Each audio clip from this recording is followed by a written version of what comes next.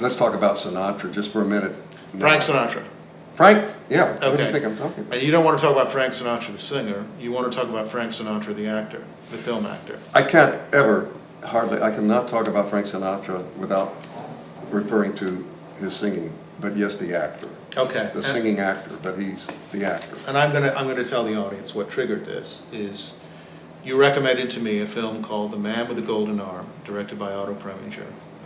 Starred Frank Sinatra, like circa 1955, and where he played a guy who was addicted to heroin, correct? Right, And yeah. his attempt to break it. All right, and you thought that demonstrated his mettle.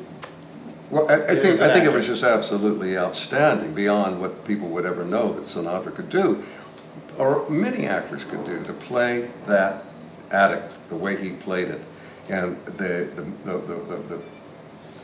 empathy, and how he was held in prison by his wife. The way he did that was so low, didn't make anything out of it, just gave a tremendous performance. I watched it under your recommendation. And my opinion before I watched that film was that Frank Sinatra was a pretty good actor. This is my opinion. Pretty good actor, not a great actor, who at some point in his career said, from now on I'm not going to give too much energy to making good, serious performances, but sort of make light, sort of fluffy films where I just have to be Frank Sinatra. Films like Tony Rome, Lady in Cement.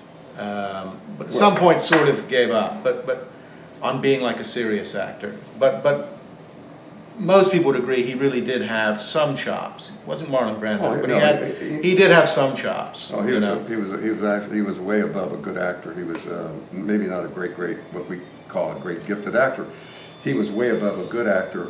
He certainly was a leading man. He had but leading man presence. He never trained. So you got to realize this man is a great singer, the greatest voice in the 20th century for sure, and being carried over now.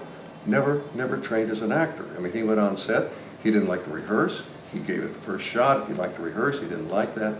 But back on the Man with the Golden Arm, and then moving on.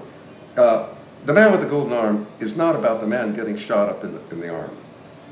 It becomes the arm is a symbol of what he does, and that is he deals. He's a dealer, and he's an unbelievable dealer. Right.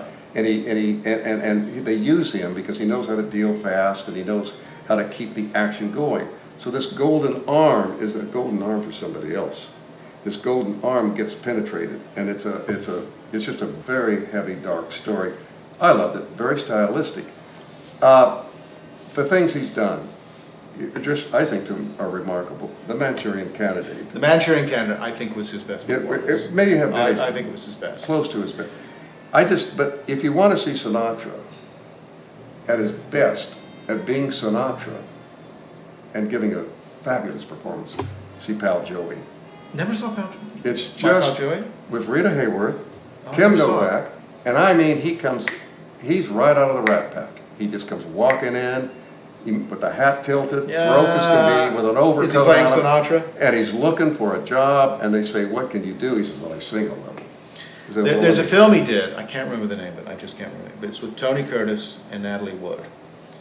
And Natalie Wood is supposed to be playing a girl that's half French, half African American.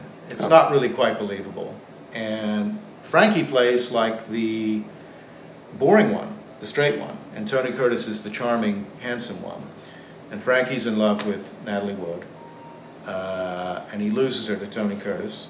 And then what's the name of it? you never saw? I can't remember the name of it. I don't know it. But it's very Hollywoody. But it was one of the few films I've seen where Sinatra said, made a conscious decision, I'm going to be the boring Joe, and Tony Curtis is going to be the idol. Right. In the film. Well, and Curtis played he could kind of do a nasty that. guy. He was sort of that in Von Ryan's Express. He was a little bit of the boring colonel, that. Love Von Ryan's Express. Yes, it was pretty good. It was pretty good. Right. I watched it again. It's not. It had some weaknesses, but now, From Here to Eternity, of course, that is what turned his career, and that's Ava Gardner was given credit for getting him that acting job, and he was way down. Love Sinatra, 37. Tommy Dorsey, 46. Pisses everybody off. Everybody. he just completely annihilates Hollywood. Then, all of a sudden, he says, "I've got to recover," and he recovers. He takes that part having done a few really bad movies, Anchors Away and And silliness Begins the like Second that, Stage was and he great. hated that because Really? all it was is his singing ability.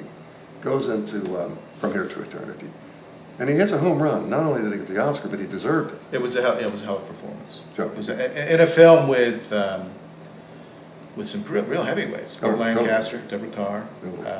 Montgomery Clift. Totally. And But if you notice Sinatra in that movie, he's kind of a a whoppish kind of guy, yeah, and all that. And if you notice somebody, Montgomery Clift, how he goes underneath Sinatra all the time. Burke Right. is way up in the air.